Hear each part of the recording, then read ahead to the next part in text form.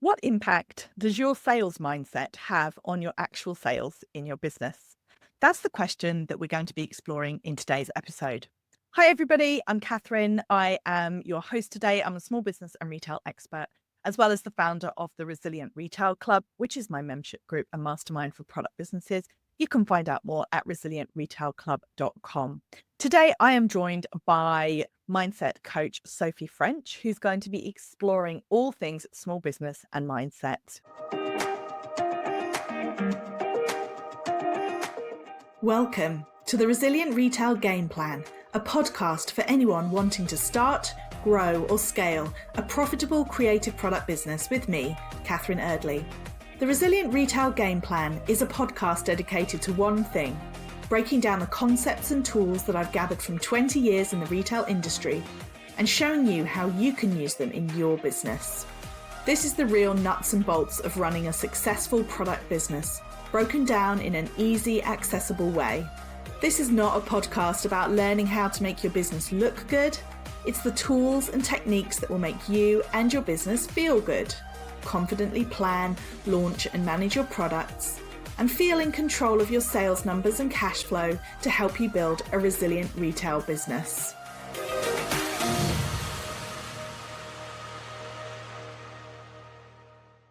Sophie, thank you so much for joining me on the podcast today. Do you want to kick us off with introducing yourself and your business? Hello. Yes, I'd absolutely love to. I am Sophie French and I am a transformational coach, a subconscious mind healer, an emotional freedom technique practitioner, and essentially an all round really shifter of change for women who are in business and who really are struggling with self doubt, doubting themselves, holding themselves back. And I really help them to break free from the limits that are going on in their mind, the stories they're telling themselves, to live their most fulfilled, purposeful, delicious life.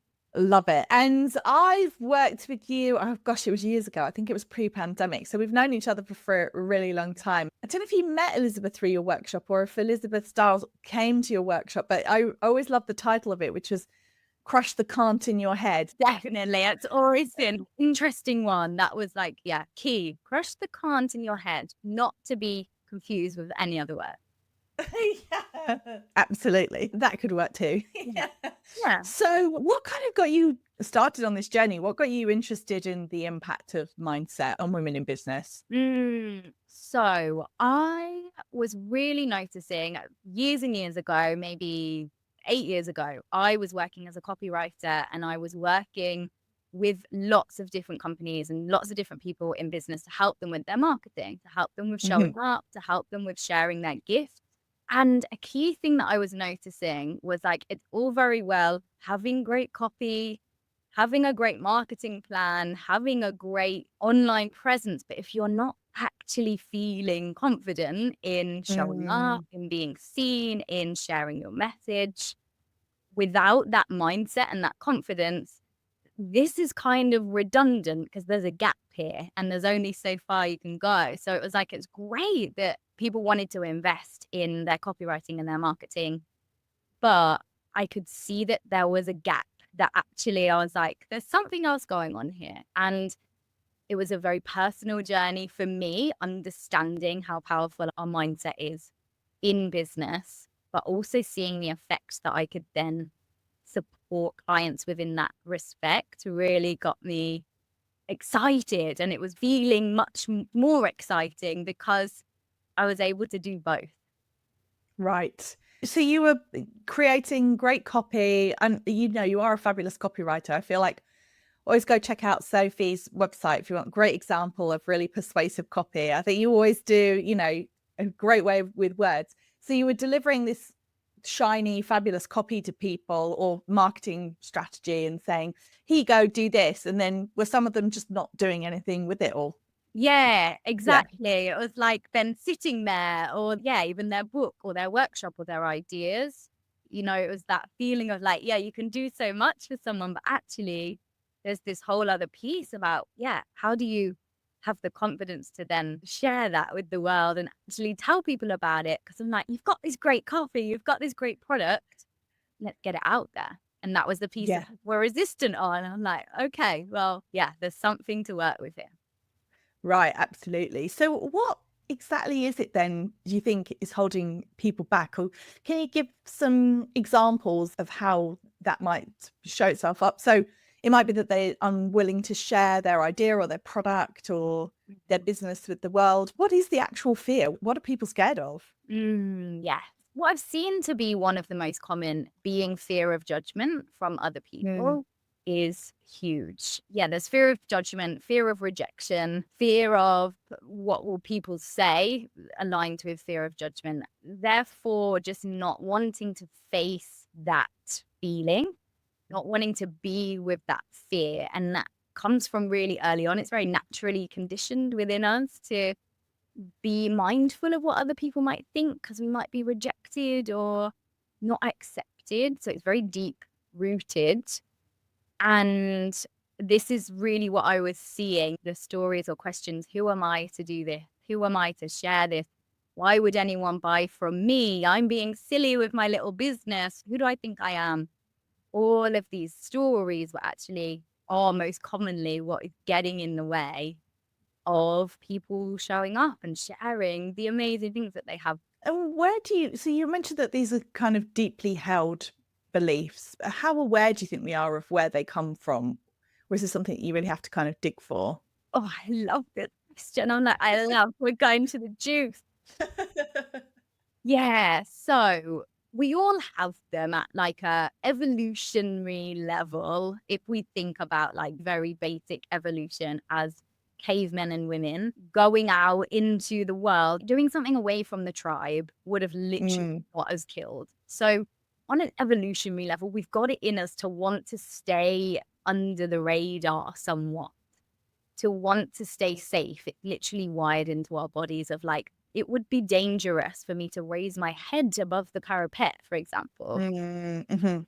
So that's in there, in our biology, in our being. Doesn't mean that we can't change it, but that's like at the root level. And then Mhm. there's our conditioning from our parents, from our schooling, from our society that also says, don't step out of line, don't get too big for your boots, don't do something different. And so we hold all of that as well on top of things. And that all gets piled up into our unconscious mind, which is running 95% of our behavior. So this is really important to know when we're going to like set a goal or we say, this is what I want my business to look like. This is how much money I want to make this year. Often we don't know that underneath there are some beliefs or stories unconsciously that are saying that could mean death. That is dangerous. Mhm. And what I see is that so often without that knowledge, people can turn that in on themselves by saying, I must not be very good at business. I must not be cut out for this. Mm. They make it a them problem. They make themselves wrong when what's really going on is, no, it's okay. There's just some unconscious programming isn't currently aligning with what you say you want. So we've just got to get into what that is and shift it. Mhm. Everything can line up and you can actually start seeing the results. So you talked about how as we're growing up, you know, parents or maybe teachers or maybe other peers, friends, maybe they've kind of given you that impression that you need to sort of toe the line or not stand out. Do you think that it's that we're almost scanning for danger? So if we see examples of other people who are standing out that got, you know, like that tall poppy syndrome, you know, where the idea that if you grow too tall, then you'll get cut down. Is it always somebody specifically saying to you, oh, just stop showing off, or who do you think you are? Or is it sometimes that we're almost seeing things around us and interpreting, oh, this person was really unpopular because they were showing off all the time? Or I'm just curious as to if it's very consistent when you dig in with people as to where it's come from, or is it, could it be all kind of number of different things? Yeah, a great question. So it is definitely a number of different things. And it really depends person to person on what was the significant imprint or impact of that certain thing at any one time. So it can Yeah. definitely be like our parental relationship is the foundation. Like our parents are our world when we're Hmm. growing up. So whatever we learn initially about parents is often how we then see the world in later life. Hmm. That's like the foundational root. And we can also see we're looking to our parents to show us what's safe, what's not. So if we see our parent get into debt or something or feel deeply ashamed about it, as an example, then we're going to think, oh, not, I won't do that. Or if we see Yeah. someone shining or a sibling shining and we're not allowed to do that, then all of this is happening unconsciously. It's a real mixture, and definitely seeing other people be what we would now probably call cancelled or cut down. We see Yeah. so often, particularly as women, actually, and it is a real thing that we get to see. If a woman shines too bright or get too big, how often do we see that in the public eye, that they then get vilified and they then get told that they're not allowed to do that, and that public look at that. So that's also Mm. that.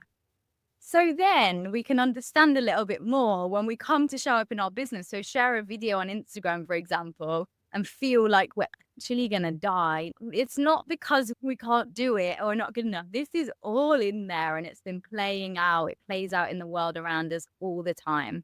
We are scanning for danger. We're scanning for what's safe. What am I allowed to do? What's going to keep me safe? Hmm. Anything that's not that, we're going to be like, I don't think so, unless we've got some extra support unconsciously or in our systems that says, no, it's safe, you're okay, and you've got yourself, even if it's not, is also. Yeah. Yeah. No, totally. And I think for me, that's why I'm a big believer that it really, really helps to see something.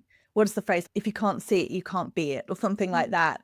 And so, for example, I've got my online summit, Retail Raw, coming up, and the purpose behind it when I started it last year was because I wanted to show these people who had grown their businesses from often from their kitchen table all the way to sort of multi-million pound businesses. Because I think I'm curious to hear what you think, but I would imagine that one of the things that helps you feel safe is if you see people who have done what you want to do and have kind of walked that full path. Or even if you don't want your business to be, even if your goal is not to build a multi-million pound business, to see people building and thriving and having these businesses that they've created from their own creativity, I think that that's surely got to be helpful for anyone who's feeling like, oh, maybe this isn't safe. Oh, definitely. It's so important and powerful to see examples and evidence of people that are doing it, people that are Yeah. living like that, to give us evidence for what we can see and believe, because we're always looking for evidence of what we believe to be true as an unconscious Yeah. way of being. If all we've ever seen is not that, not what we're coming to want to do, then it's really hard to break out of that. So looking for evidence that supports where we want to go, that supports what we want to believe, is huge. And like getting around those people so that it becomes then normal. It's like, oh, Yeah. yeah, this is real and this is normal and I can do this. There is a world with which this exists and is possible.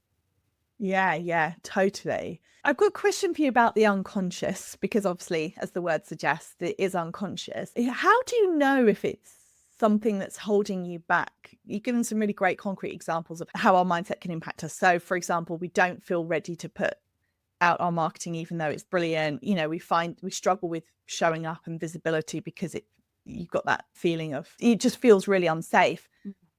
Is there a way of telling, or can you tell when you talk to clients, if they're talking about something, can you sort of spot when it's an unconscious belief holding them back? Or is it, because it's unconscious, harder to pinpoint? So, yes, for me, as you're talking about it, I'm like, yes, it's a beady-eyed skill that I've developed over the years.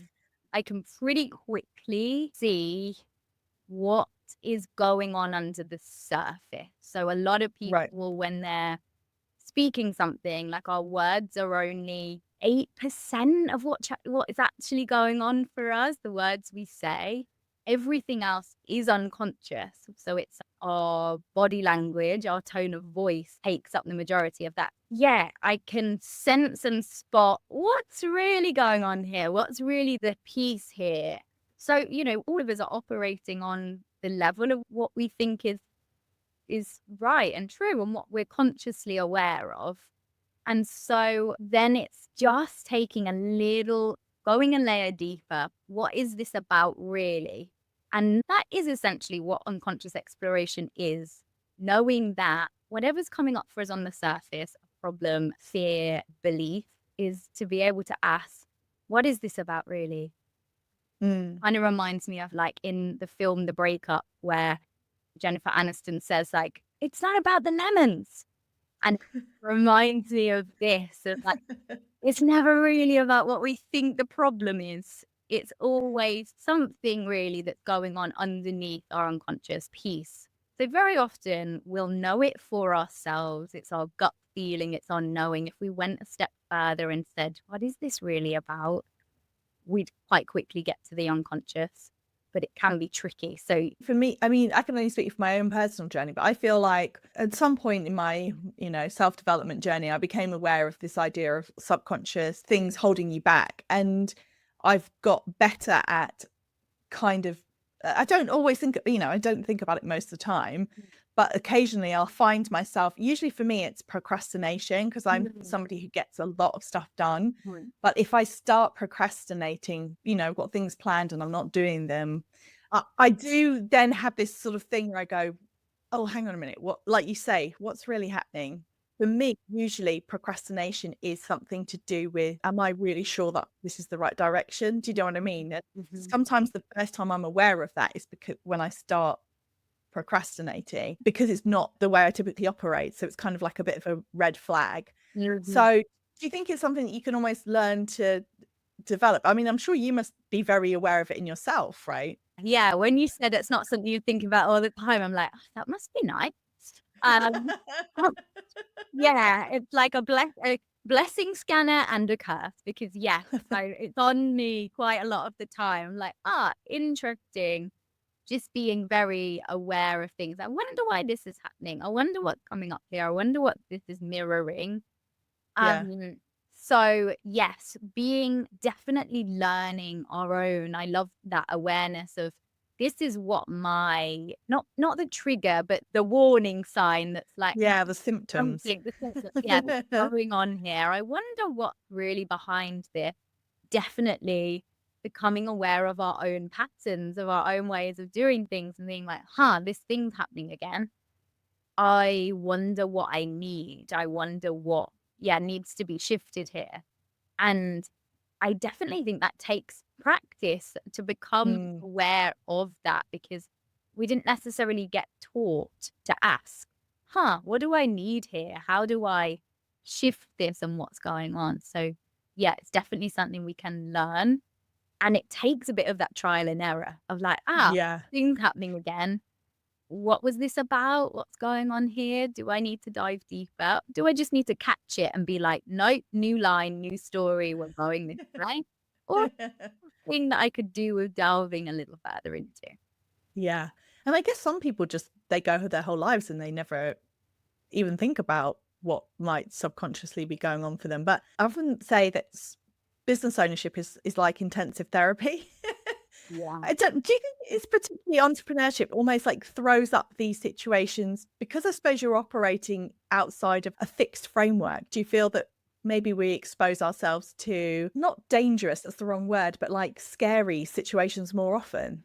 Yeah, definitely. Yeah. One of my mentors would say starting a business is the biggest personal growth training you could ever go on. And I Yeah. totally would say, yes, true. And I really think that is because when it comes down to it, like we are responsible for ourselves, for everything, for our lives. Yeah.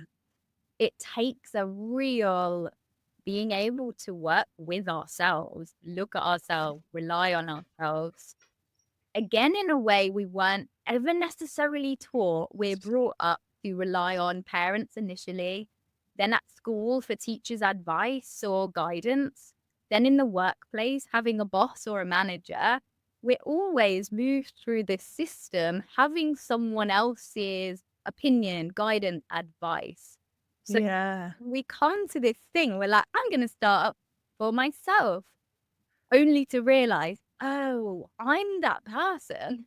I'm that person every day that give the guidance and the advice and manage all the things and show up. And it can be confronting because it's not something that's naturally taught, how to have autonomy and sovereignty over our own decisions. And I think that's the beauty of it. I think that's Yeah. why a lot of people go on that journey, on the business journey. Yes, it's Yeah. the business, and yes, it's to bring their work to the world. But I think a huge part of it is they want to go on their individuation journey. They want to find out who they really are. They have this sense of like, I'm capable of something and I want to know what I can do Yes. and what I can share. I wonder what my potential is. I wonder how far I could go. I think that's such an entrepreneurial spirit. That's what's behind Yes. it, of like, if I'm the creator, wow, that could go either way. Let's see what happens. I love that. That's such a beautiful description of the journey, and I love that idea that it's about, because also it's like for most people it's, or not most people, but like lots of people I speak to, it's about, like you've had a bad boss, or I mean certainly I certainly felt like one of my big drivers to leaving, maybe not to me starting my own business, but certainly to me leaving the corporate world, was I was just like, I just had a lot of very difficult bosses basically in a row, and I just thought I just need to do something for myself. So yeah, it's a really beautiful way of putting it. But then I suppose along the way you're dealing with all of these subconscious beliefs that can pop up and go, like you say, who do you think you are? I always say to people, sure, everyone thinks they're confident until you've created products and put them on a table and stood behind that table for 6 hours and tried to sell them to people. I mean, like that is and that's, how many times do people do that over Christmas? Probably several people are doing that hundreds of times over the Christmas, or opening a shop, putting your name above the door, as it were, or having the shop and inviting people in to buy things. Like that is a huge leap of putting yourself out there, isn't it? I mean, that's really, you're creating something and you're asking people, you're creating or curating something, products that you believe in, and you're basically saying to people, do you like these too? I mean, it's really, I think confronting is a great word for it. Yeah, it is massively confronting. The most confronting thing we could do. It's like us putting a piece of our heart in the world and saying like, yeah, here I am then. And yeah, it's scary to do that over and over and over again. That takes Yeah. a certain kind of person, takes Yeah. that level of like sitting in the discomfort of that, getting comfortable with being uncomfortable. But we know, Yeah. what does that build in us? That resilience, that growth, that expansion. Like, it's got to be worth it. We've got to know it's worth it. We've got to see it working, even if that's in ourselves, even if that's like, I went and did this thing and it stretched me, but now I'm bigger and now I can hold more and now I'm proud of myself. I think that's what we're doing in those situations, perhaps without knowing it. Sometimes it can feel disheartening and then we have to bring ourselves back again. But I think that's where we get to show ourselves what we're made of in all those situations. Amazing. Oh, thank you so much, Sophie. I really enjoyed our chat. And do you want to tell people a little bit more about where they can find out more about working with you? Yeah, absolutely. Thank you. I've loved this as well. So you can find out more about with working with me at sophiefrench.co. You'll find my experiences there. I often work with people generally over the course of 6 months to really be able to offer transformation to their business or also I work very holistically. So it's not just your business, but how you're doing anything in the world. These unconscious things will support all areas of life. And you can follow me on Instagram over at sophiefrench.co. Amazing. And of course, you're coming into the Resilient Retail Club membership group, and you're going to be holding a workshop for the members all about Keeping your mindset in tip-top condition? Yeah, I am. Super excited for that. Yeah, I'm very. Thank you so much. My pleasure. Thank you so much for listening. Don't forget, Sophie is joining us on Wednesday, the 5th of February, inside the club, where she's going to give us a workshop all about how to overcome these mindset challenges and make sure your mindset is in tip-top condition for 2025. I can't wait. It's going to be a fabulous session. And if you're not a club member, then head over to resilientretailclub.com and take a look at everything that we offer. We have a full program of expert speakers each month, as well as co-working sessions and challenges, tasks every week to grow your sales. It is the place to be if you're a product business owner, whether that's e-commerce or independent retail, and you want to grow your sales. Check out resilientretailclub.com. See you next week.